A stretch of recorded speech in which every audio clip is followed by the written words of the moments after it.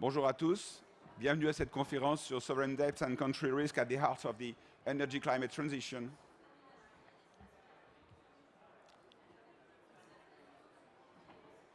Sous l'autorité de The Shift Project, le think tank de la transition décarbonée, dont j'ai le plaisir et l'honneur d'être vice-président. Donc la conférence devait se tenir avec Rodolphe Boquet, Gaël Giraud et moi-même. J'espère que Gaël pourra se joindre à nous, sinon on fera la présentation de la chaire académique Énergie et prospérité nous-mêmes. Donc je vous rappelle ce sur quoi nous voulions parler cet après-midi. L'intitulé de la conférence est Why Sovereign Debts are Key Financial Assets for the Energy Climate Transition.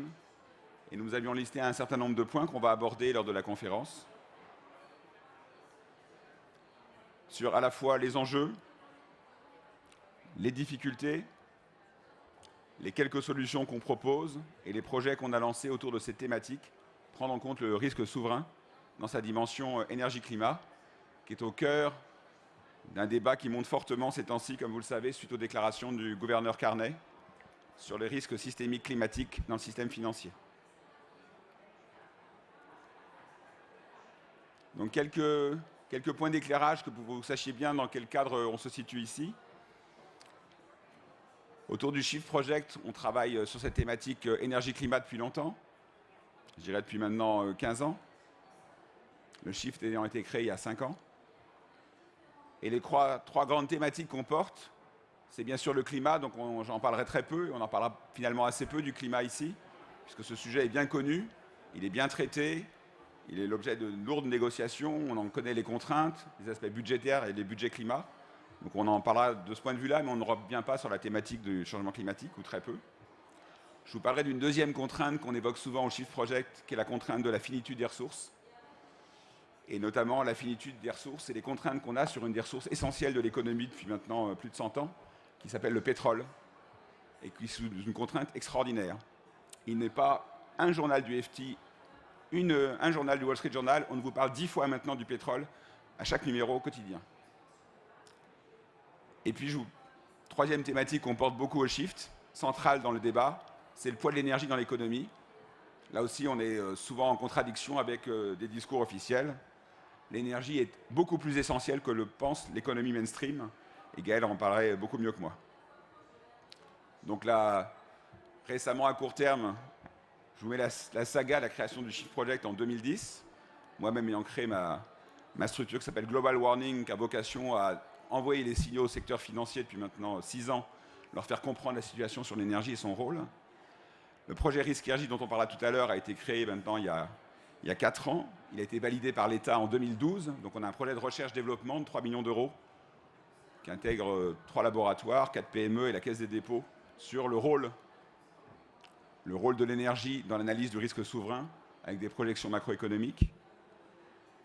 En 2014, on a créé Beyond Ratings.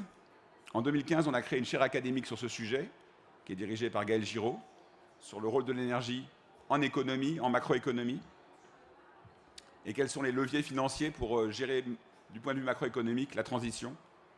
Donc des pistes du genre le projet AFTER, qui est mentionné là, qui est le financement massif de la rénovation des bâtiments publics, qu'on a intégré au plan Juncker, ou d'autres projets comme la création de monnaie banque centrale pour financer la transition.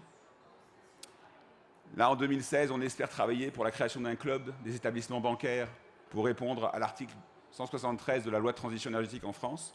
Donc on a un environnement qui est assez favorable suite à la loi de transition énergétique qui prévoit une modification du code monétaire et financier. Et on essaie de créer un club des établissements financiers français pour intelligemment répondre à la demande qui est faite d'avoir des stress tests bancaires qui intègrent la contrainte climatique. Voilà. Donc il y a tout un ensemble de projets. Rodolphe vous parlera tout à l'heure du rôle de l'énergie dans l'économie et de la chaire académique. Juste ce graphique que vous connaissez bien, qui a été fait par mon ami Jean Covici, qui est le lien entre énergie et PIB. Donc c'est une chronique. Tous les points sont une situation du monde, historiquement, entre la consommation énergétique et le PIB. Et donc on voit une corrélation qui est quand même très très très forte sur la durée. Et donc on sent que c'est difficile, c'est très très difficile de se passer d'énergie. Et comme vous le savez, l'énergie à 80%, aujourd'hui, comme il y a 30 ans, l'énergie à 80% est carbonée. Et donc, comme j'aime à dire, l'énergie n'est pas une matière première. Dire ça, c'est une méconnaissance de la physique qui est terrible. L'énergie, c'est beaucoup plus qu'une matière première. L'énergie, c'est le fondement de toute la croissance économique. Quand on voit un graphique comme celui qui a été présenté par l'AIE sur le découplage entre PIB et demande énergétique en Chine, par exemple, qui est bien sûr un des grands enjeux des années qui viennent, on peut s'interroger sur la crédibilité de ces projections. En tout cas, on voit que le défi sera considérable. Comment découpler? J'assistais récemment à une conférence qu'on avait organisée d'ailleurs avec le WI, où M. Moscovici était là, il nous présentait le découplage pour l'Union européenne. Le découplage de l'Union européenne, il s'est produit en grande partie, comme vous le savez, parce qu'on a envoyé nos émissions dans d'autres pays, en Chine notamment, où on a été en récession comme en Italie, en Espagne ou au Portugal. Sinon, faire baisser notre consommation et notre émission de carbone, c'est très difficile. Et donc je vous cite juste ce que disait The Economist la semaine dernière, qui reprenait les propos du Parti républicain en Amérique. A carbon tax is a tax on life. Puisque l'énergie est partout, taxer le carbone, c'est tout taxer. D'où la difficulté du prix du carbone et des taxes carbone. J'avais mis en baseline depuis 10 000 ans et encore depuis 1000 ans et encore plus depuis 200 ans. Donc il faut savoir que l'énergie, effectivement, est vue par tout le monde comme étant un enjeu essentiel depuis 200 ans, depuis la révolution industrielle. Mais en réalité, et c'est un des sujets de travail qu'on va aborder à la chaire académique, l'histoire nous montre que ça fait plus de 1000 ans, notamment dans l'Occident, que l'énergie a un rôle vital pour avoir développé les pays occidentaux à ce point. Et la mention de 10 000 ans, vous le savez, 10 000 ans, c'est la révolution néolithique. En fait, c'est la révolution agricole qui est une révolution énergétique. Je reviens sur le découplage, c'est un enjeu très important. Pour montrer la difficulté, vous la connaissez tous, ce graphique-là, c'est la croissance des émissions de carbone au niveau planétaire sur longue période, donc 1900 jusqu'à aujourd'hui. Donc vous voyez que le graphique n'est pas très optimiste. Il y a un ralentissement depuis le premier choc pétrolier. Donc la courbe s'est infléchie à partir des années 80, je dirais. Et vous savez que la courbe reste très mauvaise et qu'elle a été notamment très mauvaise dans les 10 dernières années du fait du développement des pays émergents et notamment en particulier du charbon en Chine. Et donc pour finir sur ce découplage et sur ce lien entre croissance économique, énergie et carbone, qui est un sujet très sensible, effectivement on voit parfois certains pays qui émettent moins. Donc là vous avez les pays de la périphérie européenne, dont on voit les émissions en rouge, qui chutent depuis 2007. Évidemment cette chute s'explique uniquement par la récession violente qu'ont connue ces pays, et vous le voyez à travers la consommation de ces pays en énergie. Le plus grave étant bien sûr la Grèce. Et donc on peut faire baisser les émissions, faut-il encore le vouloir plutôt que le subir. Donc quand on regardera les analyses pays, puisque c'est l'objet du speech aujourd'hui, on voit bien qu'il y a des pays qui le veulent et des pays qui le subissent. Un petit mot sur la chaire et sur le lien historique que j'évoquais tout à l'heure. Donc on essaye autour de la chaire, dont on va vous parler, de regrouper les gens qui s'intéressent à l'histoire de l'énergie. Ça nous semble essentiel, notamment à l'histoire économique de l'énergie. Donc il y aura la chaire énergie et prospérité, pilotée par Gaël Giraud, qui aura un volet d'études d'histoire économique. Il y a le LEAD, qui est un autre laboratoire, le laboratoire interdisciplinaire des énergies de demain, avec quelqu'un comme Mathieu Arnoux, qui est un des plus grands historiens des techniques et un historien de l'économie en France, qui va travailler sur ce sujet. Et un des premiers items qu'on voudrait sortir dans la chaire, c'est des séries temporelles de l'énergie pour la France, sachant qu'il y a d'autres équipes dans d'autres pays qui constituent aussi des séries temporelles fiables sur les données énergétiques. On a la possibilité de remonter jusqu'au début du 19e siècle, et on le fera. Et on souhaiterait remonter même au 18e, voire au 17e siècle. Et plus on remonte dans le temps, bien évidemment, plus c'est difficile. Et puis on voudrait s'intéresser, et moi je pousserais fortement à ce que la chaire travaille sur des sujets d'histoire économique qui sont devenus les sujets majeurs que traitent la plupart des grands historiens de l'histoire économique, comme la grande divergence, ça c'est la divergence entre l'Occident et la Chine au XVIIIe siècle. La petite divergence, c'est pourquoi l'Angleterre et la Hollande se mettent à devenir si développées et se développent à une telle vitesse à partir du XVIIe et XVIIIe siècle par rapport au reste de l'Europe. Et puis des travaux qui à faire sur la croissance à partir du Xe siècle dans tout l'Occident. Et on publiera bientôt une thèse, je ne sais pas si je l'ai mis là, non. On publiera prochainement une thèse faite par un des disciples de Fernand Braudel sur ce sujet, qui s'appelle Énergie au Moyen-Âge, qui décrit l'ensemble du système énergétique entre le XIe siècle et le XVe siècle. Voilà, donc ça, c'est des sujets sur lesquels on veut avancer, notamment pour éclairer les économistes, dont l'horizon temporel semble souvent s'arrêter en 2008. Alors, ils sont souvent très jeunes, ces gens-là, avec un gros bagage mathématique, mais il existait une histoire avant 2008, je vous le garantis. Il se passait des choses, et on a beaucoup à apprendre de l'histoire de ce point de vue-là. La contrainte que j'évoquais, et je vais me focaliser un petit peu là-dessus, l'autre contrainte, donc on a dit, il y a une contrainte climat qui porte sur l'énergie qui est considérable, avec ce budget carbone que vous connaissez tous, qui est un objet essentiel. L'autre contrainte, qui est parfois ignorée, et quand elle n'est pas évoquée dans une enceinte comme celle qui traite du climat, ça me laisse pantois, c'est l'environnement financier et économique dans lequel on se trouve. Et je pense que c'est l'objet de beaucoup d'illusions et beaucoup de déconvenues si on ne prend pas en considération cette situation sans équivalent qu'on connaît, sans équivalent et qui crée le désarroi général chez tous les macroéconomistes. Pour reprendre le propos du chief économiste de la Banque d'Angleterre, Haldane, alors lui, moi j'ai mis ça fait 1000 ans qu'on n'a pas eu des taux aussi bas, lui il dit ça fait 5000 ans que les taux d'intérêt n'ont pas été aussi bas. On a franchi toutes les limites, comme vous le savez, et ça s'est encore amplifié ces temps-ci en Europe, avec les décisions récentes de la Banque centrale européenne. Mais ça ne fait que rebondir sur des décisions de la Banque centrale du Japon et ce qu'a fait la Banque centrale américaine ou la Banque d'Angleterre depuis quelque temps. Là, vous avez les taux d'intérêt anglais. Il faut savoir que la Banque d'Angleterre est la plus vieille de toutes les banques centrales. Les taux d'intérêt anglais depuis juste quelques centaines d'années. J'aime souvent montrer ce graphique pour montrer le contraste entre physique et mathématiques. En rouge, vous avez la baisse des taux d'intérêt américains depuis 40 ans. Donc tendanciellement, on est parti depuis 12%. On est actuellement à 2%, voire à 1%. En Europe, on est encore plus bas. Les taux européens ont fait exactement la même chose. Et les Japonais, bien sûr, ont fait encore pire que ça. Puis en bleu, je vous ai mis le taux de CO2 dans l'atmosphère, qui est lui de la physique. Donc ça, le taux de concentration, lui, ne peut pas bouger. Les taux, on peut les manipuler. Les taux physiques, on ne peut pas.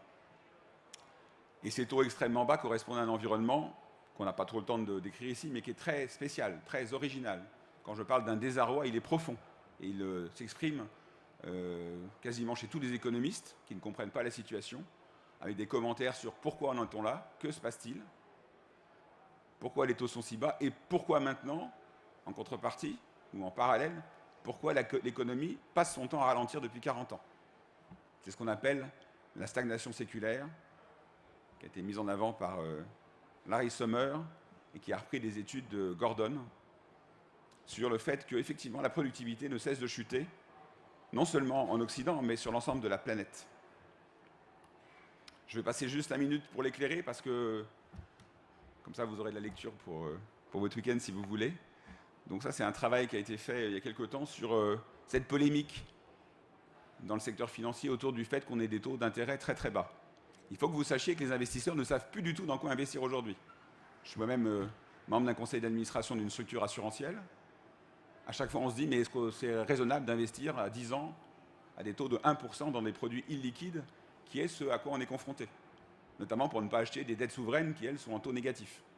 Donc on a une situation qui est effectivement très troublante. Et le trouble, c'est que pendant plusieurs années, on a cru que les taux remontaient. Et là, maintenant, tous les signaux convergent pour nous dire non, préparez-vous au fait que les taux vont rester durablement très très bas, avec des conséquences analysées à droite et à gauche par nos amis de Standard & Poor's, par exemple récemment sur le secteur assurantiel, en disant le secteur assurantiel est quand même dans une situation très très bizarre, avec des taux d'intérêt à 1%, voire à 0.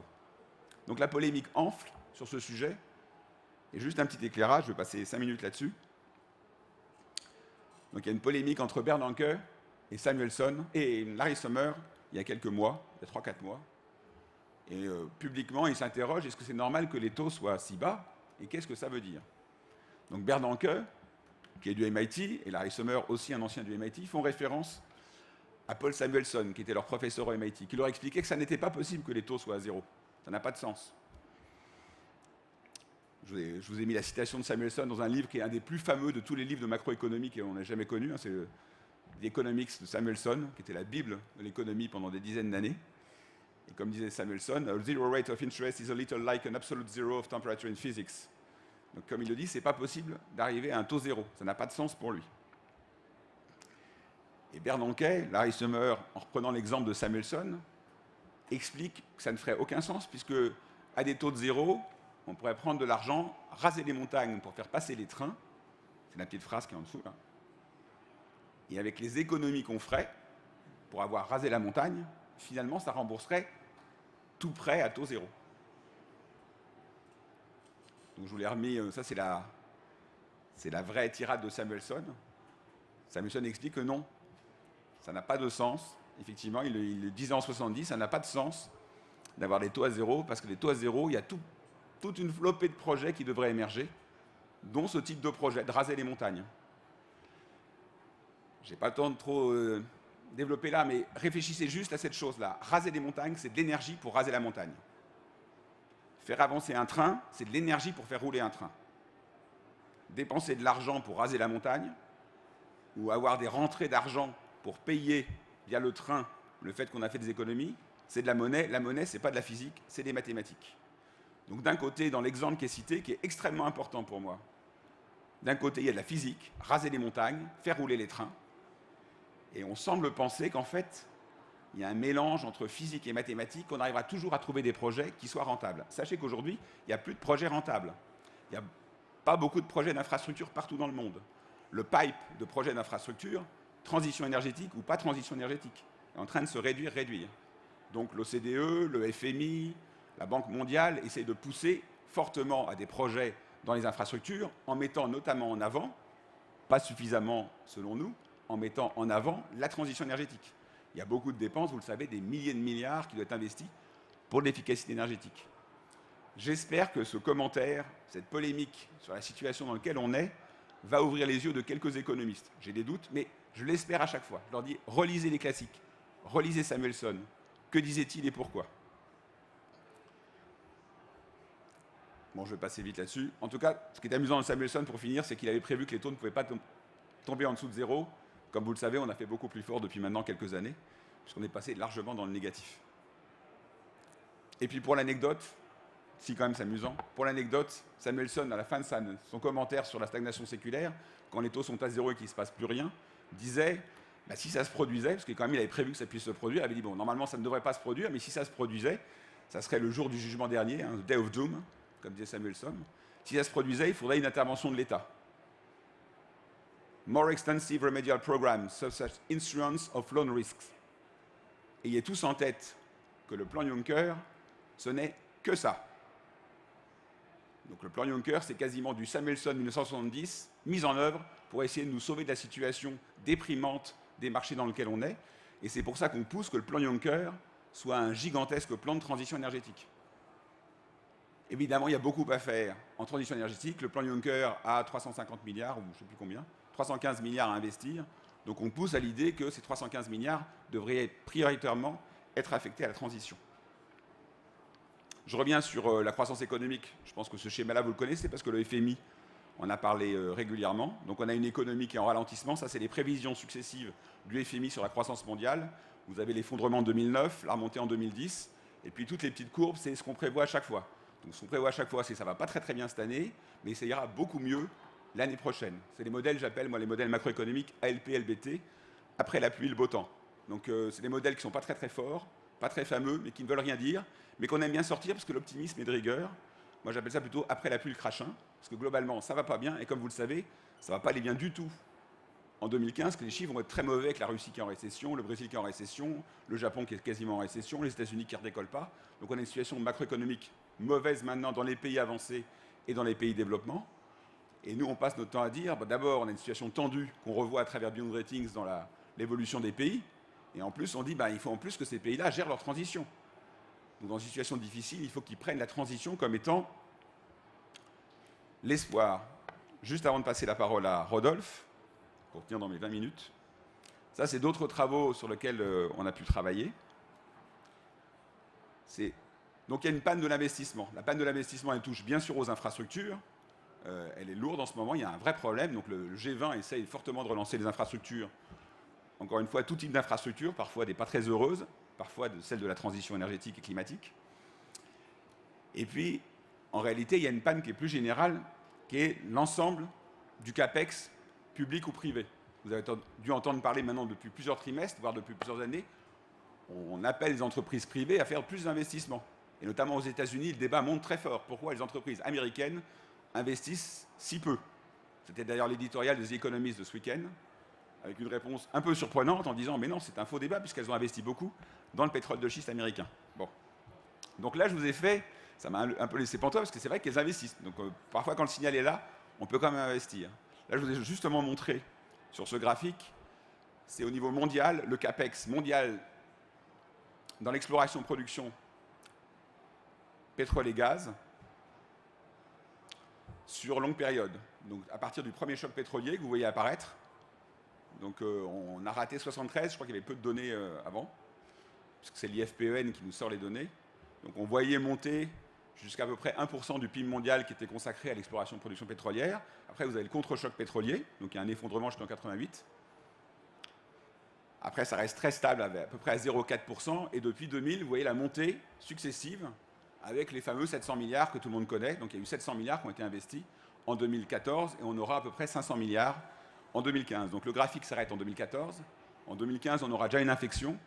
On sait déjà qu'on aura une deuxième inflexion en 2016. Hein, toutes les annonces sont là. Il y a une coupe partout. Partout, les budgets d'exploration-production sont coupés. Donc on passera de 500 milliards peut-être à 350 milliards, voire 300 milliards, tellement le prix du pétrole est bas et incite au désinvestissement. Donc on aura un phénomène qu'on n'a jamais connu depuis très longtemps. C'est un si fort désinvestissement privé, là, dans le secteur énergétique. La bizarrerie, c'est qu'on va le retrouver aussi dans l'autre grand pôle des systèmes énergétiques, qui est la production d'électricité. Donc là, vous avez sur une période un peu plus longue, un 64 jusqu'en 2014, le CAPEX dans la production d'électricité, quelle que soit la source. Gaz, charbon, nucléaire. Là aussi, c'est monté à plus de 1% de dépenses annuelles dans le premier choc pétrolier. En France, on en connaît, hein, c'est lié à la précédente présentation qui était l'investissement massif qu'ont fait des pays comme la France, par exemple, dans son parc nucléaire. Et la montée à partir de l'an 2000, vous savez tous ce que c'est. Enfin, le gros morceau de l'investissement depuis 10 ans, c'est la production électrique et le système électrique de la Chine. Et là aussi, on a le sentiment que les projets sont en train de fléchir. Il y a une partie qu'on ne voit pas, il n'y a pas que la Chine dans la dernière partie, il y a aussi tout l'effort qui a été fait en Europe, sur la partie énergie, enfin en Europe et aux États-Unis, dans quelques autres pays, mais l'Europe a eu un gros poids dans les énergies renouvelables. Donc on est en train d'assister, là aussi, à une baisse sans doute de la production. L'un dans l'autre, hein, c'est les deux grands postes d'investissement énergétique, c'est le pétrole et l'électricité. Ça fait environ, c'est monté à 2%. Et là, les chiffres vont chuter de façon assez dramatique. Et avant de passer la parole à Rodolphe, je reviens sur la finance. Donc on a cette situation étonnante d'un environnement macroéconomique extrêmement turbulent. Je ne parle pas du climat, indépendamment du climat. On avait déjà une situation très étonnante, une macroéconomie très chahutée, un ralentissement permanent avec des pays qui montent, qui descendent, mais globalement une tendance depuis 40 ans à une baisse de productivité dans le monde. Là-dessus, le sujet climatique, qui n'était pas trop visible par la finance, devient éminemment visible, notamment suite à une impulsion du gouverneur Carney, anticipée quelques années plus tôt par des efforts qui ont été faits par la France auprès du G20 pour que cette thématique du long terme et du climat soit plus présente dans les instances du G20 et au Financial Stability Board que préside Mark Carney. Donc Mark Carney a fait un discours mémorable fin septembre sur ce sujet en expliquant quasiment officiellement au nom du Financial Stability Board, qui est une structure qui recouvre quasiment 90% du PIB mondial, du point de vue financier. Il a fait un discours en disant « Oui, il y a un vrai problème, on a une vraie difficulté, il y a un vrai risque systémique pour le secteur financier mondial. » Donc là, on est en train de changer de registre fondamentalement, puisque jusqu'à présent, ça restait quand même assez gentil comme discours. Le discours est traduit sur le site de Beyond Rating, si vous le voulez en français, ce discours historique. Et donc je vais conclure pour boucler sur pourquoi on avait lancé RiskRJ et pourquoi on a lancé Beyond Rating et pourquoi on s'est intéressé aux dettes souveraines. Quand on regarde les investisseurs institutionnels français, mais ça serait vrai aussi les 2200 milliards d'actifs que gèrent les institutionnels français, ça serait vrai aussi dans d'autres pays avec des ratios qui sont un peu différents. Quand on regarde ce dont ils disposent, dans quoi ils investissent, certes, ils investissent un peu dans les actions d'entreprise, mais un petit peu seulement. L'essentiel est dans de la dette. Une grosse masse est dans la dette. Donc là, je vous ai mis, il y a 240 milliards dans les actions, ce qui n'est pas beaucoup. À l'échelle, ça c'est une enquête qui a été faite par l'Association française des investisseurs institutionnels. Et à gauche, vous avez un graphique de la Banque de France qui a fait une étude il y a quelques semaines sur ce sujet. Que détiennent vraiment les investisseurs? Donc à droite, vous avez des chiffres d'une enquête qui portait juste sur 2000 milliards. Il manquait donc il manquait 700 milliards, mais ça veut dire quand même que c'est significatif. Sur les 2000 milliards qui étaient recensés, 242 milliards étaient dans les actions, 1440 milliards dans le secteur, dans les obligations. Et dans ces 1400 milliards, il y en avait 700 milliards dans la dette souveraine ou assimilée. Il y en avait 300 milliards dans des obligations du secteur financier. Donc là, c'est des banques qui émettent de la dette qui est achetée par les compagnies d'assurance vie. Donc c'est très très lié. Ça, c'est des obligations. Les 304 milliards sont très liés à la dette d'État. Et puis, il y avait seulement 340 milliards d'obligations corporate. Donc vous aviez 240 milliards d'actions corporate ou financières et 342 milliards d'obligations corporate non financières. Donc vous voyez que le gros du gros, pour l'instant, ça reste et de loin les dettes souveraines. Et dans d'autres pays, dans beaucoup d'autres pays, c'est la même chose. Donc ça, c'est la raison fondamentale qui avait fait qu'on avait lancé l'étude Beyond Rating et Riskergy. On a le sentiment que les actifs principaux, et c'est normal, c'est les plus sécurisés, détenus planétairement, sont d'abord des actifs souverains. Et donc, ils sont considérés généralement comme étant peu risqués. Pourquoi on a lancé Beyond Ratings et Riskergy avant? C'est parce qu'on sait que c'est peu risqué, mais pour autant, on sait que de nombreux pays ont été, sont et vont être de plus en plus soumis à des contraintes liées à la contrainte, enfin, à des trajectoires, je dirais, agitées liées à la contrainte énergie-climat. Merci de votre attention.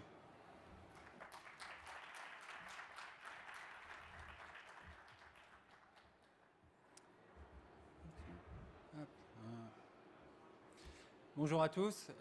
Quelques mots d'abord pour excuser le professeur Gaël Giraud qui a un empêchement et n'est donc pas en capacité de présenter les travaux de la chaire énergie et prospérité dont il voulait vous parler. Donc je vais essayer très modestement de vous donner un avant-goût de ce qui se réalise dans le cadre de cette chaire, en renvoyant à des échanges ultérieurs avec Gaël si jamais vous souhaitez approfondir ce sujet. Donc c'est une chaire qui a été créée il y a 1 an pour essentiellement étudier les questions de ce lien entre énergie et croissance, énergie et prospérité dans un sens plus large, tel que Michel vient de les introduire. Quels ont été ces liens historiques et comment on peut les maintenir dans le futur, dans le contexte que Michel vient d'évoquer. Donc cette chaire, elle est soutenue par un certain nombre d'acteurs que vous voyez ici, auxquels se sont joints un peu plus récemment Schneider Electric et Mirova Asset Management, qui est une filiale du groupe Natixis. Alors pour vous donner un petit aperçu des travaux de la chaire, je vais d'abord vous présenter un peu ce que sont ces 4 axes de développement.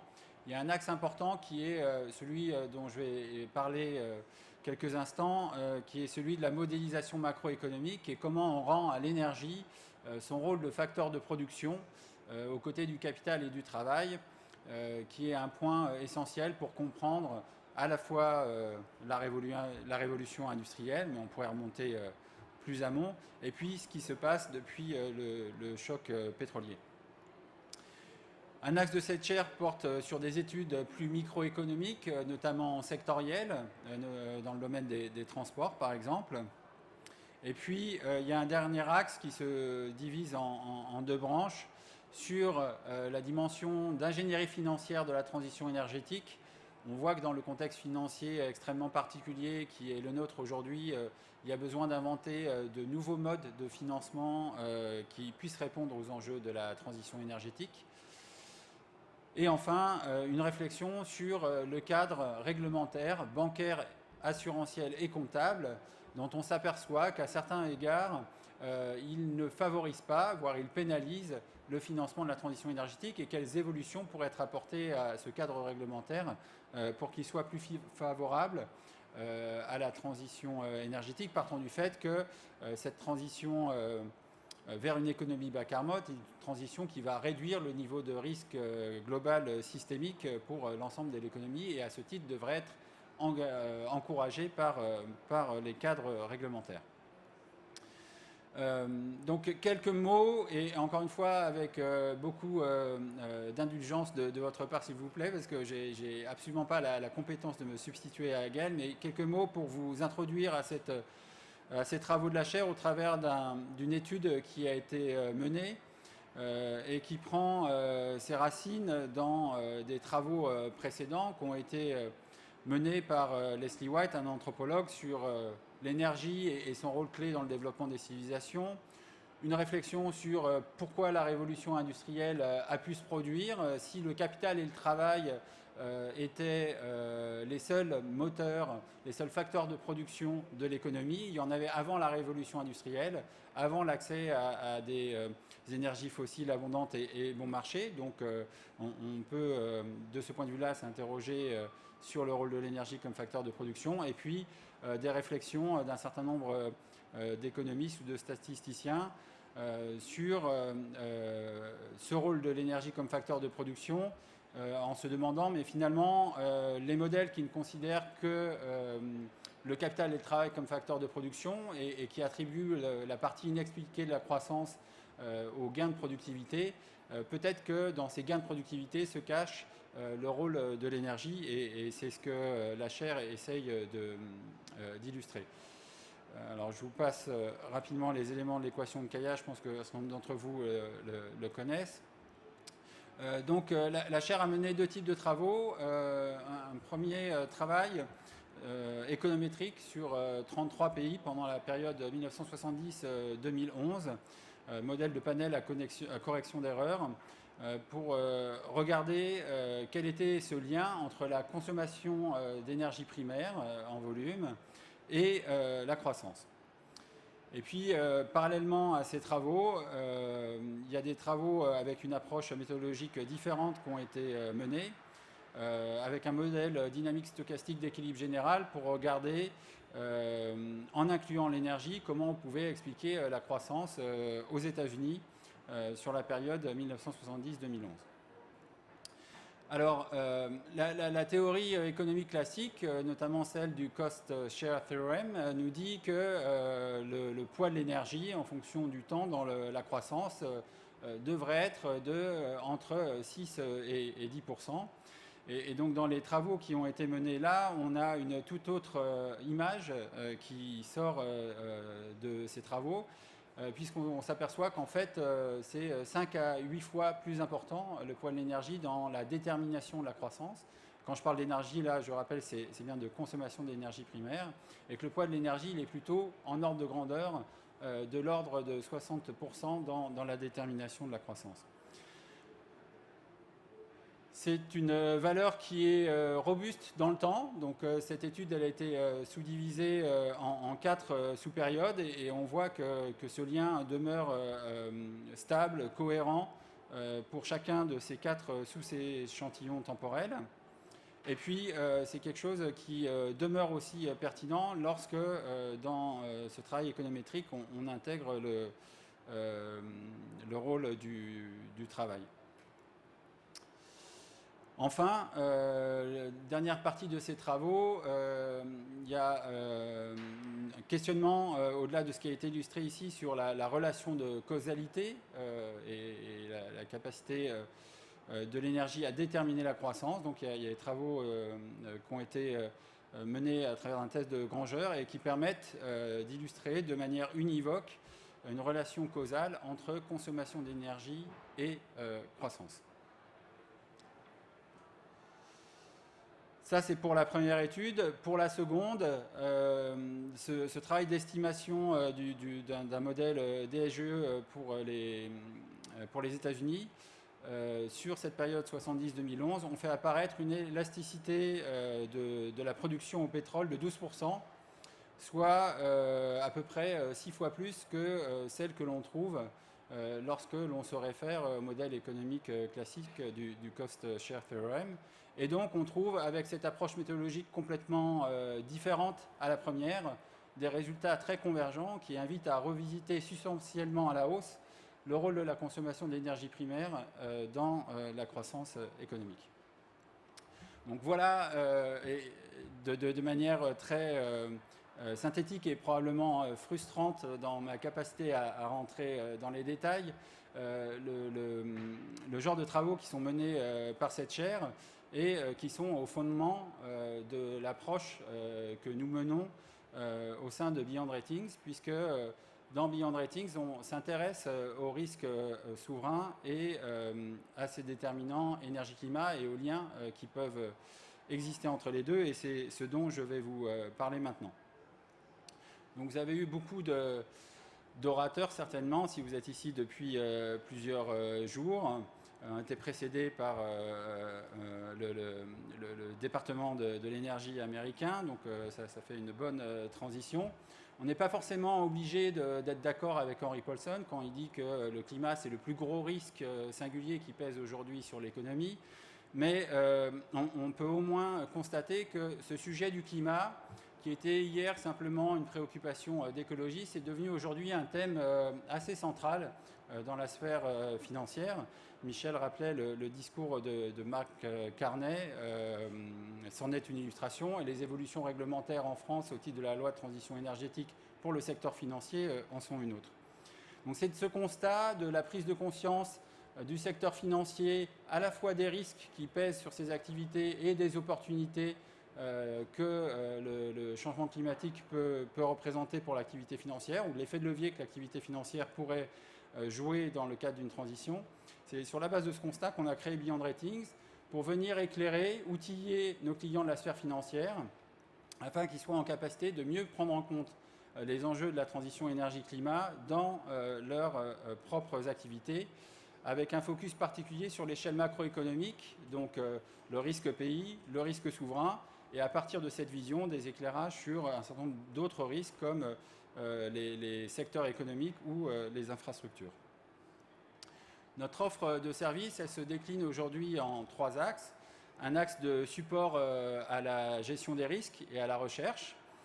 Un axe qui est lié au reporting et à la compliance, notamment dans le cadre de l'article 173, où on va venir documenter l'impact des actifs souverains en termes d'empreinte climat, et puis où on va venir travailler, Michel y a fait allusion tout à l'heure, sur la question des stress tests climat pour les institutions de crédit. Et puis enfin, on a un 3e axe d'activité qui se structure autour du conseil en gestion, avec une dynamique d'analyse et d'optimisation de portefeuille d'une part, et puis d'ingénierie financière dédiée à la transition énergétique d'autre part. Lorsqu'on a voulu s'intéresser à cette question de l'intersection entre les risques souverains et le risque climatique, on s'est d'abord posé la question de savoir de quoi on a envie de parler lorsqu'on parle de risque climatique. Et il y a une chose assez immédiate qui nous est apparue, c'est que le climat, ce n'est pas un sujet hors sol, et que pour parler correctement du climat, il fallait absolument l'ancrer dans 2 autres problématiques, que sont les problématiques énergétiques, et Michel en a longuement parlé, et les problématiques d'accès à l'eau, puisque ces 3 sujets sont très fortement interdépendants. Et ne parler que d'un de ces sujets sans tenir compte des 2 autres, c'est le meilleur moyen de faire, dans le meilleur des cas, des erreurs d'appréciation. Vous savez que 80% des émissions de gaz à effet de serre additionnelles sont liées à la consommation énergétique. C'est donc absolument indispensable de s'intéresser au mix énergétique pour lutter contre le changement climatique. Vous savez aussi que le changement climatique rétroagit sur la résilience des infrastructures énergétiques, qu'il s'agisse de capacités de production nucléaire ou hydroélectrique, pour ne prendre que celle-ci. Vous savez que le climat influe sur la disponibilité des ressources en eau. Et ce que vous ne savez peut-être pas, et c'est pour ça que j'ai mis ce graphe sur la droite, plus de 30% de l'accroissement de la consommation en eau d'ici 2050 sera dû au système électrique. Donc on voit qu'il y a une extrêmement forte interdépendance entre ces 3 piliers, et c'est pour ça que lorsqu'on parle de risque climatique et de risque souverain, on a choisi, nous, d'illustrer ce nexus énergie-climat-eau, et donc on parle plutôt de risque énergie-climat. Donc les spécialistes du risque souverain, traditionnellement, ce sont les agences de notation financière. Elles sont principalement trois qui dominent ce marché. Et pour résumer de manière un peu synthétique la manière dont elles regardent le risque souverain, elles regardent 4 piliers. Un pilier qui est assez prépondérant, qui suit la dynamique de croissance du pays. Elles regardent évidemment un pilier finances publiques, un pilier risque externe, c'est-à-dire les besoins de financement extérieur du pays et le risque de liquidité, et puis un pilier qui est celui de la stabilité sociopolitique du pays. Et ces agences, elles ont développé des indicateurs clés de performance sur chacun de ces piliers, qu'elles combinent, qu'elles apprécient, et c'est ce qui donne, plus ou moins, avec un débat entre les experts de chacune de ces agences, c'est ce qui donne la notation finale. Nous, on a choisi de s'appeler Beyond Ratings parce qu'on a envie de remonter d'un cran par rapport à cette analyse et de venir éclairer la manière dont des facteurs de risque structurels déterminent la performance sur chacun de ces piliers. Alors j'ai mis ici à l'écran un certain nombre de ces facteurs de risque structurels. Celui qui nous intéresse pour l'instant et celui auquel on s'est attelé en premier lieu, c'est celui de la résilience énergie-climat des pays. Et donc la question à laquelle on se propose de répondre au travers de nos travaux, c'est quel est le niveau de risque sur la solvabilité des États liés aux déterminants énergie-climat. Alors ça veut dire deux choses. Ça veut dire que quand on se propose de répondre à cette question, d'abord on prend acte du fait que même s'il est essentiel, central, systémique, le risque énergie-climat n'est qu'un des déterminants, et donc il n'explique pas tout. Et donc, par conséquent, l'appréciation que l'on vient donner sur un pays, lorsqu'on l'évalue, nous, cette appréciation, elle est à prendre comme un complément à ce stade aux notes des agences de notation financière, et non pas comme une alternative pleine et entière. Un complément qui vient éclairer comment les déterminants énergie-climat influencent la qualité de la note. Alors comment on s'y est pris pour faire ça? Eh bien on a repris ces 4 piliers d'analyse traditionnels et pour chacun de ces piliers, on s'est posé la question de savoir comment les déterminants énergétiques et climatiques pouvaient venir impacter la performance. On s'est interrogé sur les facteurs d'exposition au risque énergétique et climatique, sur les facteurs de diffusion de ces risques au sein de l'économie et de la société et sur les capacités d'adaptation à ces risques. Donc on a structuré une analyse à la fois quantitative et qualitative avec 12 questions principales réparties sur ces 4 piliers. Notre analyse repose sur de très nombreux indicateurs quantitatifs et puis sur de l'analyse d'experts pour venir noter chacun de ces sous-piliers et avoir une note globale. Cette approche, elle est intéressante pour nous parce qu'elle permet, et pour nos clients surtout, elle permet de rendre compte de cette dimension systémique des déterminants énergie-climat en pouvant rendre compte d'un nombre extrêmement varié de situations. Dans la dynamique de croissance, on va regarder des choses comme les risques d'approvisionnement énergétique, comme dans le Japon post-Fukushima par exemple, mais aussi de manière plus positive lorsque un pays comme l'Égypte découvre un nouveau gisement gazier au large de ses côtes. On va regarder des questions de dynamique de prix et l'impact sur la compétitivité de l'offre industrielle et sur le budget des ménages. Donc on va essayer de documenter des choses telles que la révolution du Shell aux États-Unis, si c'en est vraiment une. On va aussi regarder l'efficacité énergétique et climatique des différents secteurs industriels et la manière dont ils contribuent à la valeur ajoutée d'un pays. On va venir regarder comment le changement climatique est susceptible d'impacter ces secteurs productifs, notamment le secteur agricole, dans des pays aussi variés que le Kenya ou les États-Unis, avec des sécheresses durables en Californie, par exemple. On va s'intéresser dans la partie finances publiques à l'analyse du solde primaire énergétique de l'État. Donc, quelle est la partie des ressources de l'État qui sont issus du secteur énergétique et quelle est la partie des dépenses qui sont liées à ces enjeux énergie-climat. Pour prendre 2 exemples, une partie très significative du budget russe est liée au secteur des hydrocarbures et une partie très significative du budget public, plus d'un quart indonésien, est consacrée aux subventions à l'énergie. Ce sont des choses que l'on vient documenter. On va essayer aussi d'évaluer les réserves de chacun de ces pays et de regarder comment ces réserves contribuent marginalement ou significativement aux actifs de la nation dans une logique de collatéral assez classique par rapport à l'appréciation d'une dette. Dans la dimension risque public, on va venir regarder évidemment la balance des comptes courants énergétiques et la dynamique de cette balance, que le pays soit importateur net ou exportateur net. Et puis dans le pilier de stabilité sociopolitique, on va venir regarder un certain nombre de choses. On va regarder par exemple, et ce n'est pas uniquement de la science-fiction, si le pays est engagé dans des conflits internationaux liés à l'énergie. Et on peut documenter que pour certains pays, le financement de ces conflits internationaux liés à l'énergie représente une part significative de leur dette, y compris pour des grands pays développés. On va regarder des sujets tels que le risque de corruption entre un opérateur énergétique national et le gouvernement. On va regarder les questions d'inégalité liées aux sujets énergétiques et climatiques et comment ces sujets permettent d'atténuer ou de renforcer ces inégalités.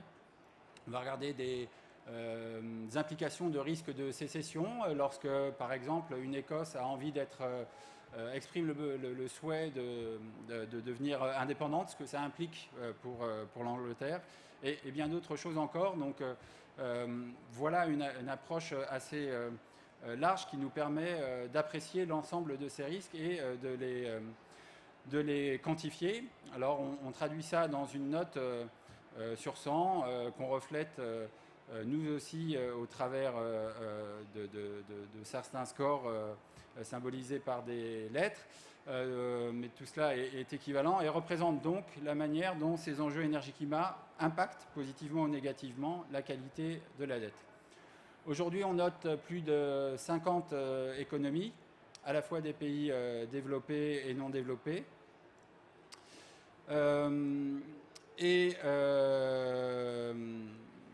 Une fois donc ça fait un an qu'on existe, donc on est au début de nos travaux. Et une fois qu'on a noté ces 50 économies, on s'est posé une question qui est de savoir finalement les notes que l'on donne, est-ce qu'elles apportent une information supplémentaire par rapport à celle qui est comprise dans les notes des agences de notation financière. Et donc pour répondre à cette question, on a procédé de la manière suivante. On a réalisé un travail d'analyse statistique qui nous a permis de reproduire les notes des agences financières au travers des principaux indicateurs qu'elles utilisent. Ces indicateurs, on les a regroupés en 6 axes explicatifs. Et avec ces 6 axes, on reproduit de manière assez fidèle la note des agences. Une fois qu'on a fait ça, on a regardé la corrélation entre ces 6 axes explicatifs des notes des agences avec nos 4 piliers d'analyse et les notes que l'on donne sur ces 4 piliers par pays. Et le résultat auquel on arrive, c'est qu'on a globalement une corrélation assez faible, en particulier sur nos piliers de croissance et de risque externe, avec les notes des agences. Et ça, ce que cela montre ou démontre, c'est que notre approche permet à nos clients de disposer d'une information additionnelle non contenue à ce jour dans la notation des agences financières et donc leur permet potentiellement de saisir de nouvelles opportunités ou de mieux se prémunir contre un certain nombre de risques. Dans ces développements méthodologiques que je vous ai exposés, on est confronté à un certain nombre de difficultés, car rendre compte de l'ensemble des déterminants énergie-climat, c'est vraiment une gageure, et je voulais partager avec vous ici certaines de ces difficultés. Il y a des difficultés en termes d'accès aux données. Lorsqu'on veut noter un grand nombre de pays, on est contraint au plus petit dénominateur commun en termes d'accès à la donnée, si on veut rendre compte de manière homogène entre les pays de leur situation. De ce point de vue-là, on a fait des progrès assez importants récemment dans l'exploitation de matrices input-output qui couvrent l'ensemble de l'économie mondiale. On a des difficultés méthodologiques. On est convaincu, nous, que d'apprécier une dette publique dans l'absolu, en pourcentage de son PIB, ça n'a pas de sens si on ne rapporte pas cette dette à la valeur en termes d'actifs qu'elle a créée pour la nation. Si vous avez créé des infrastructures performantes, si vous avez un système éducatif et de santé performant, en face d'une dette, ce n'est pas la même chose que si vous n'avez pas généré ces actifs. Et donc, on est très impliqué dans ce qui s'appelle ici les IPSAS, c'est-à-dire des normes de comptabilité publique qui permettent de rendre compte du bilan d'une nation et d'évaluer la dette par rapport à cela. Et ce sont des normes de comptabilité qui sont encore émergentes et sur lesquelles il y a beaucoup de travail à faire. Un point sur lequel on souhaite aussi progresser, c'est celui de l'exposition du secteur financier par rapport au secteur énergétique, notamment dans les pays producteurs. C'est un canal de diffusion très puissant du risque, surtout si la réglementation bancaire n'est pas aussi performante qu'on pourrait le souhaiter dans la maîtrise des risques dans un certain nombre de pays. On souhaite aussi être plus prospectif, donc on a un programme de recherche qui développe un modèle macroéconomique qui sera prêt au premier semestre 2016 et qui va nous permettre d'analyser la manière dont les économies réagiraient à tel ou tel scénario énergétique et comment cela se traduirait pour la qualité des dettes.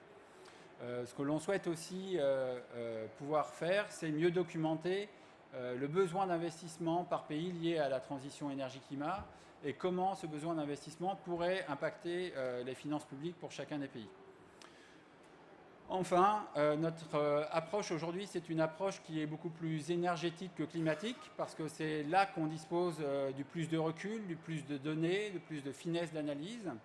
Alors on essaye de qualifier l'ensemble du risque climatique, que ce soit l'évolution du climat physique et comment ça peut impacter les infrastructures, les systèmes productifs. On essaye aussi de documenter comment l'évolution de la réglementation autour du climat peut impacter la compétitivité et la productivité de certains pays. Et de ce point de vue-là, on s'intéresse à cette question des stranded assets, dont vous avez certainement entendu parler. Vous savez probablement aussi que 80% des réserves fossiles du monde sont détenues par des États. Et donc, si, comme on peut l'espérer, les stranded assets deviennent une réalité, quid de la conséquence pour ces États qui détiennent ces ressources? C'est quelque chose que l'on essaye de documenter et que l'on essaye de documenter notamment au travers de la limite que cela pourrait poser sur la capacité d'export des pays à mix fortement carboné. Autrement dit, quels sont les pays qui sont exposés à un risque de taxe carbone aux frontières? Et ça, on commence à le faire parce qu'on a la capacité quantitative de qualifier le contenu carbone de tous les échanges internationaux. Et ça donne quelque chose comme ça, qui n'est pas forcément très illisible au premier coup d'œil, mais qui est extrêmement esthétique d'un point de vue, je trouve, et parlant ensuite, puisque l'on voit ces flux de carbone liés au terme de l'échange entre pays. Je vous rappelle qu'un pays comme la France est extrêmement vertueux si l'on regarde sa production d'émissions de gaz à effet de serre sur son territoire, a un bilan qui, par tonne de CO2 équivalent par habitant, s'accroît de entre 30 et 50% lorsque l'on regarde la question lorsqu'on regarde son bilan sur la question de la consommation et du contenu carbone de la consommation. Donc c'est quelque chose auquel on s'intéresse, nous, pour l'ensemble des pays que l'on note. Alors ces notes, quelles sont-elles? Vous les voyez là, on a rapproché les notes que l'on donne avec celles d'une de ces trois agences, Standard & Poor's en l'occurrence. Plus c'est vert foncé, plus on a un certain alignement, il n'y a pas d'équivalence directe, hein, comme je l'expliquais, puisqu'on est sur une partie complémentaire et non pas alternative. Et donc lorsque l'on travaille avec nos clients, on utilise cette matrice de mise en relation pour faire apparaître des écarts. Et ces écarts sont pour nous des signaux d'alerte importants pour nos clients, qui peuvent... les écarts ici, plus on est vers l'orange ou le rouge, plus l'écart est important entre notre appréciation et celle de l'agence de notation financière. Et ces écarts sont importants pour pouvoir ajuster la composition de portefeuilles souverains, mettre en place des stratégies de gestion qui permettent d'arbitrer des spreads entre pays, modifier certaines évaluations du risque chez les acteurs financiers dans l'appréciation des limites de risque par pays. Et on travaille avec plusieurs acteurs du secteur de la finance en ce sens. Si vous preniez la ligne BB+, par exemple, vous regardez cette ligne horizontalement, donc vous avez un ensemble de pays qui sont notés BB+, et ce que l'on dit, nous, c'est qu'au sein de cette classe d'actifs qui, a priori, représente le même risque financier, on a en fait un rôle potentiel de l'énergie et du climat extrêmement différencié entre la Russie que vous avez tout à gauche et le Portugal que vous avez tout à droite. Et donc en fonction des anticipations que vous pouvez avoir sur l'importance de l'énergie et du climat dans les années à venir, ça peut induire un certain nombre de réflexions sur la manière de gérer ces risques ou de saisir des opportunités en termes d'investissement. Voilà, dernier point de cette présentation sur la manière dont on traite le niveau de risque sur la solvabilité des États liés aux déterminants énergie-climat, pour dire que la note que l'on donne, c'est un résumé qui agrège un certain nombre de choses, comme vous avez pu le voir. Et en fait, on peut très bien avoir deux pays qui ont une même note, mais pour des raisons très différentes. Et donc, c'est extrêmement important pour nous de ne pas s'arrêter à la note et d'aller au-delà de cette note. Et on travaille avec plusieurs de nos clients à mettre à leur disposition des outils qui vont leur permettre de prendre en compte l'ensemble des facteurs de performance que l'on calcule, nous, pour venir zoomer sur tel ou tel risque spécifique et conduire des études plus fines qui permettent d'évaluer les niveaux de risque relatifs entre pays. Je vous remercie et Michel et moi sommes à votre disposition si vous avez des questions.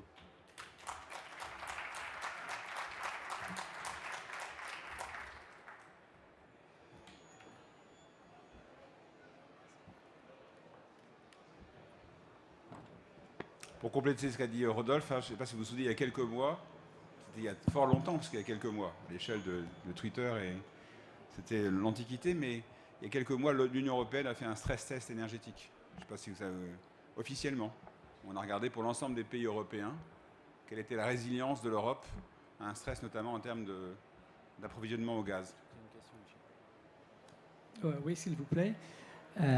Concernant les investissements dans les différentes sortes d'énergie, est-ce qu'on peut imaginer au sein d'un ensemble de pays, on va dire l'OCDE par exemple, une loi qui obligerait tous les investisseurs dans le fossile à investir parallèlement dans le RD, dans la recherche-développement pour la sauvegarde de la planète, du climat, disons un certain pourcentage pour ceci. Ma deuxième question s'adresse à vous, monsieur, qui avez pris la parole en premier. Vous avez parlé du parallélisme entre les mathématiques et la physique, et on ne peut pas atteindre physiquement le degré zéro. La même chose pour les taux. Alors, est-ce que d'après vous, l'humanité, c'est-à-dire la civilisation humaine, va manquer d'énergie, ou plutôt elle va manquer de système de management de l'énergie? C'est-à-dire, est-ce qu'on va périr tous à cause du premier principe ou du deuxième principe? Merci. Alors sur la première question, je ne suis pas dans les chaussures des gouvernements et donc c'est difficile pour moi d'apprécier leur capacité à imposer cette obligation d'investissement telle que vous la décrivez aux opérateurs énergétiques dans le secteur fossile.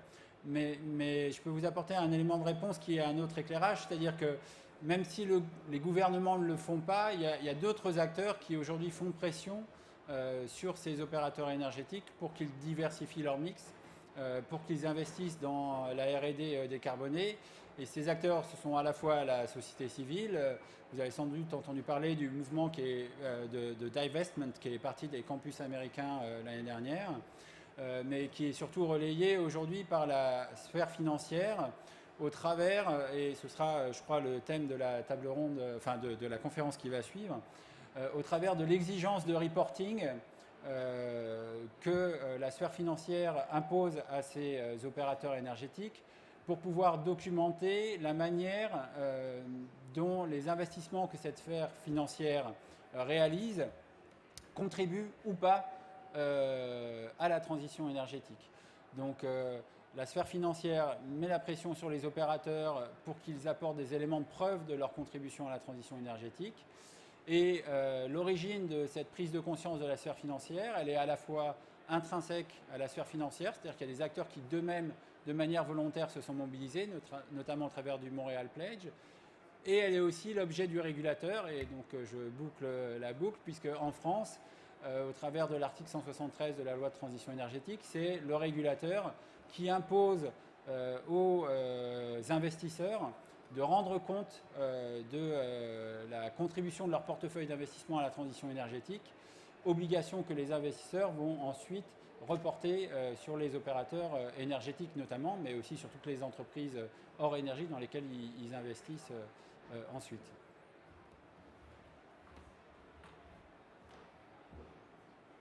Je vais compléter la réponse à la première question sur la recherche-développement, parce que je pense que les États vont être fortement sollicités pour relancer l'investissement dans la recherche-développement. C'était déjà le cas dans le plan qu'on a eu en France il y a quelques années, hein, qui s'appelait comment notre plan? On a eu un grand plan de relance d'investissement en 2009, le Grand Emprunt. Il y a une grosse part qui était quand même qui a été associée à la recherche-développement, et ça a été notamment fléché. C'était Rocard et Juppé qui s'occupaient de ça avec Alain Grandjean, qui est proche de nous. Et Alain avait beaucoup poussé qu'il y ait une part assez conséquente sur la transition énergétique à l'époque. Le plan Juncker prévoit de nouveau, alors il y a un gros débat, parce qu'ils vont aussi grignoter d'autres budgets, mais ils veulent remettre beaucoup d'argent sur la R&D. Et plus ça va, plus on voit dans le débat mondial le fait qu'il faut investir plus en R&D, parce que le défi technologique est juste colossal. Pour plein de sujets que je ne vais pas évoquer ici, mais que vous connaissez bien, sur le stockage, ou les smart grids ou autres, sur lesquels on ne sait pas où on va. On peut avoir une crainte aussi, c'est que les budgets de R&D commencent à ouvrir des perspectives qui me semblent bien sombres quand on voit deux nouveaux économistes qui annoncent la semaine dernière qu'il faut absolument mettre plus de moyens sur la géo-ingénierie. Ça laisse pantois. C'est-à-dire qu'un sujet qui n'était pas encore visible il y a 3-4 ans, qui a été agréé par le GIEC il y a juste 2-3 ans sous l'impulsion des gouvernements, et maintenant que la presse grand public dise qu'il faut mettre de l'argent dans la géo-ingénierie, ça laisse un peu... Deuxième question sur l'énergie et les limites. Bien sûr, il y a d'énergie, il y a beaucoup d'énergie. Ne serait-ce que l'énergie fossile sous forme de charbon sont pas sans limite, mais l'énergie au centre de la Terre, la géothermie est colossale. Enfin, la capacité énergétique du système, et il se trouve malheureusement que les énergies les plus pratiques sont celles qu'on a utilisées au début, et la plus belle de toutes, c'est quand même le pétrole. On n'est pas tourné autour du pot, c'est une énergie exceptionnelle. Il y a un contenu énergétique, ça n'explose pas, enfin, c'est fantastique. La puissance de cette énergie, le pétrole, qui a fait bien sûr que c'est devenu la principale énergie mondiale, de très loin devant toutes les autres. On a supprimé les centrales au pétrole parce qu'il y a eu la crise des années 70, mais sinon on a aussi encore des centrales au fioul qui marchaient très très bien. On l'utilise dans les petits moteurs, elle se transporte sans exploser. Donc on a un signal fort quand même qu'on peut aller chercher de l'énergie même quand c'est difficile. C'est le pétrole de schiste américain, puisque vous savez qu'on investit des centaines de milliards maintenant dans une énergie qui n'est, en termes de rentabilité financière, est nulle, voire très négative. Donc il y a une crise grave actuellement. Pour ceux qui connaissent l'actualité économique, il y a une crise grave de risque, de montée très forte des risques autour de tous les investissements qui ont été faits dans le pétrole de schiste, sous forme obligataire, voire sous forme bancaire. Donc les signaux ont été tels, hein, le marché, entre guillemets, a envoyé des signaux qu'il fallait et qu'on pouvait aller chercher du pétrole. Donc on est allé en chercher. Et d'ailleurs, vous connaissez les chiffres de production américains, qui sont assez spectaculaires, même si à l'échelle des 80 millions de barils jour qu'on a en pétrole brut, ça reste, même s'il y a 4 millions, ça reste, ou 3,5 millions, ça reste limité. Et pour autant, on est capable d'aller faire des pirouettes extraordinaires, après avoir fait d'autres pirouettes exceptionnelles que vous connaissez, soit dans le golfe du Mexique avec les conséquences qu'on a vues pour BP, ou soit au large de l'Alaska, ou en investissant des sommes colossales, et les 7 milliards qu'a dû passer Shell en perte, en décidant d'arrêter l'exploration et production, parce que c'est quand même très très compliqué, c'est très risqué. Donc ma première réponse, ça serait celle-là. Ma deuxième réponse, elle est historique. J'aime bien citer, je vous invite à aller voir un site qu'on a créé, où je reprends un extrait d'un livre qui est peu connu, qui a été fait par un économiste qui s'appelle Putnam, qui est un ingénieur qui, en 1953, missionné par le commissariat à l'énergie atomique américaine, il est missionné pour voir quel est le potentiel de l'énergie atomique, 1953. Donc il y a quelques dizaines d'années. Et donc il doit répondre à la question, est-ce que l'énergie atomique, qu'on va bientôt maîtriser en Amérique, sera-t-elle une réponse aux besoins énergétiques? Putnam, en bon ingénieur, fait un peu ce qu'a fait mon ami Jean Covici, il fait des plans en disant, ben voilà les besoins futurs, il y a plein de pays qui vont devenir comme les États-Unis, qui vont avoir un mode de vie à l'américaine, consommer de plus en plus de pétrole, de charbon, de gaz. Il fait des extrapolations à 50 ans, donc 50 ans c'est 2000, à 100 ans, et il conclut qu'il y a des limites. Il dit, zut, c'est un peu embêtant, parce qu'on va peut-être buter sur des limites physiques en charbon, en gaz, en pétrole. Déjà, à cette époque-là, on se posait la question. Mais je vous invite surtout à lire le blog que j'ai écrit, puisqu'il y a un petit bout du chapitre, le bouquin fait 500 pages. Il était tellement bien fait en 1953 que le commissariat à l'énergie atomique a accepté la publication. Donc, le livre n'est pas sur Internet, moi j'ai pu l'acheter d'occasion, le livre n'est pas sur Internet, donc j'ai mis sur Internet un extrait qui est juste ce chapitre. Et dans ce chapitre, Putnam en 1953 dit, qui est ingénieur et qui discute avec des scientifiques, dit il y a quand même pas mal de scientifiques qui se posent des questions sur un truc qu'on appelle le climat. Et voilà, ils me disent que le niveau des eaux est en train de monter. Il explique en quelques pages, il explique effectivement, ça émet du CO2 quand on brûle des énergies fossiles, ça fait monter le taux de CO2 dans l'atmosphère. Certains climatologues, enfin certains météorologues à l'époque, mais ils n'en sont pas certains, pensent que ça pourrait faire monter les températures. Les modèles, il n'y a pas encore de modèle à l'époque, mais la physique le dit. Et il dit, c'est assez grave, mais on n'a pas trop de signes, donc vous verrez dans la note, il y a quelques données, mais il dit, si je prends en considération ce que je suis en train d'extrapoler, la consommation vertigineuse qu'on va voir entre 1953 et 2000, puis après 2050, qui est exactement ce qu'on a eu. Si j'extrapole, alors on a un grave problème. Et dit d'ailleurs, c'est très très grave. Il faut qu'on sache. C'était en 1953. Donc je reviens sur le sujet énergétique. On peut trouver de l'énergie. La question c'est, il y a trop d'énergie fossile en tout cas. Est-ce qu'on peut la remplacer par d'autres choses? On sait que les défis sont considérables. Votre question sur la recherche-développement me laisse à chaque fois pantois, parce que je me dis, mais on dépense énormément d'énergie, énormément d'argent pour aller chercher du fossile. Y aurait-il pas le moyen de faire plus de progrès dans d'autres types d'énergie? Je pense que oui. Pour l'instant, la trajectoire n'est pas très bonne.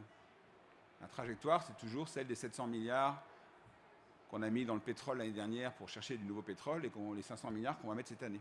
Donc 1200 milliards. Et je vous rappelle qu'à la COP, le débat, juste pour mettre les ordres de grandeur, le débat à la COP, c'est de trouver 100 milliards par an pour les pays en développement.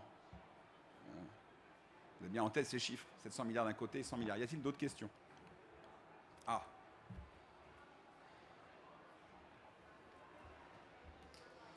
Donc, je vais parler surtout sur la première partie de votre présentation, sur le travail de Beyond Ratings.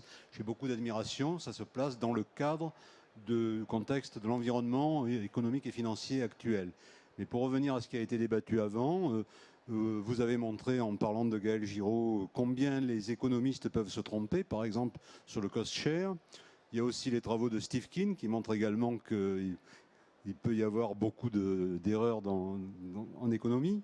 Et par ailleurs, vous avez indiqué avec lamentation que le taux d'intérêt est à zéro et que vraiment c'est catastrophique. Bon alors, vous savez, je suis ingénieur, je ne suis pas financier. Je ne dis pas que c'est catastrophique, je dis qu'on devrait en profiter. Voilà. C'est une opportunité rêvée. Il y a l'alignement des L'investissement planètes. coûte rien. Il y a l'alignement des planètes. Les taux d'intérêt sont bas, le pétrole n'est pas cher.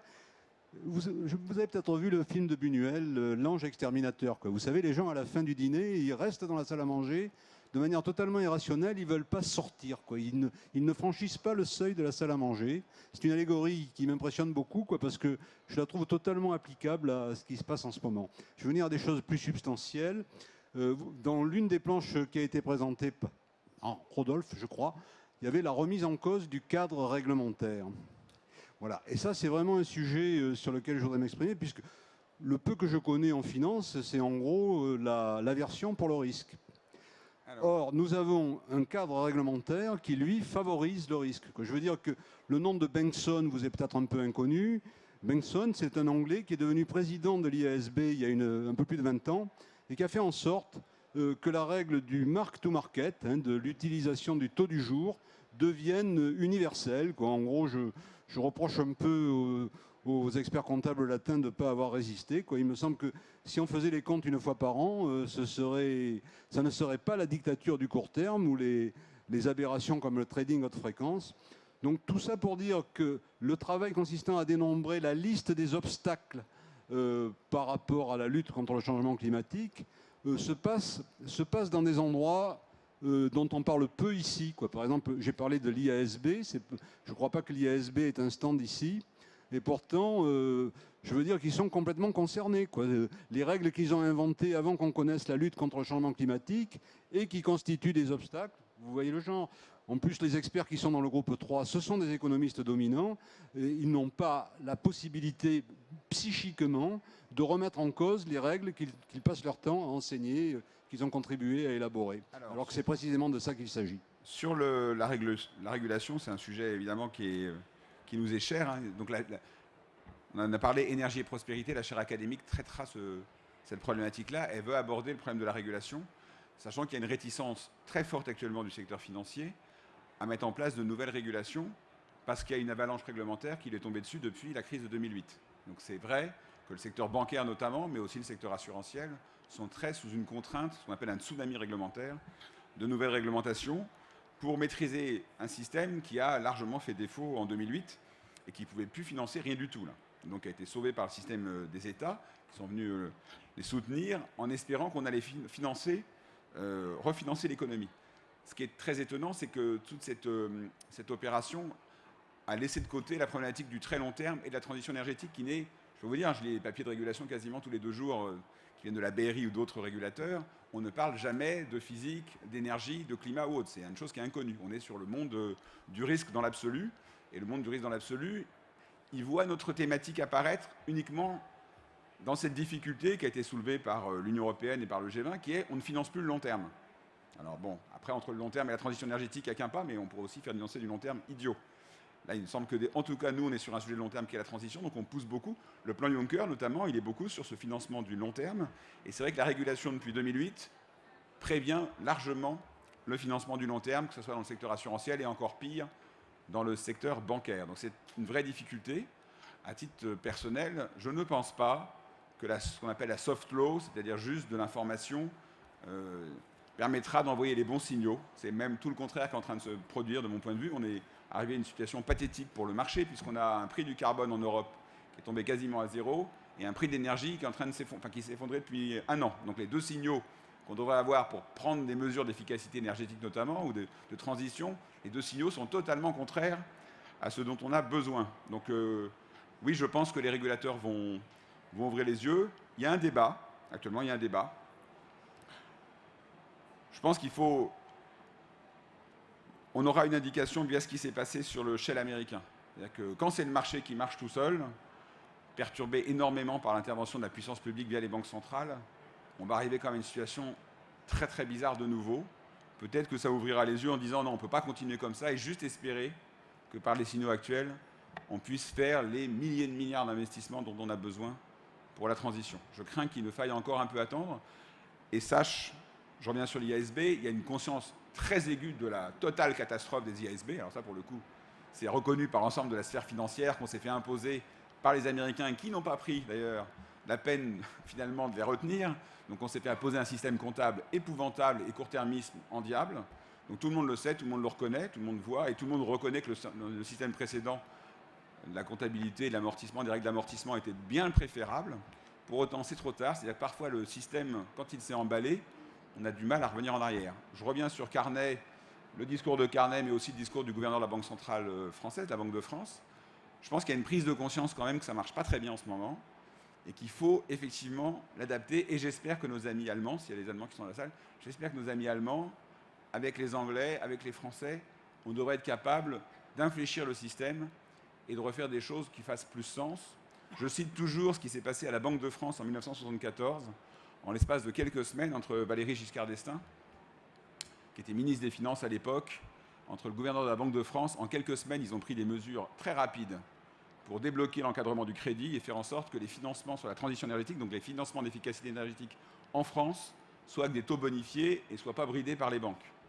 Et ça s'était accompagné d'un paquet de mesures peut-être qui peuvent paraître un peu lourdes, mais qui étaient voilà, l'ensemble des types d'investissements que les PME peuvent faire et qui sont soutenus par le système, qui a donné quasiment lieu à la naissance de l'ADEME à l'époque, la FME. Donc on a fait des choses intelligentes dans le passé. Peut-être que les circonstances faisaient qu'on allait plus vite et qu'on avait plus conscience aiguë du problème. Peut-être qu'on est un peu plus loin du monde physique aujourd'hui.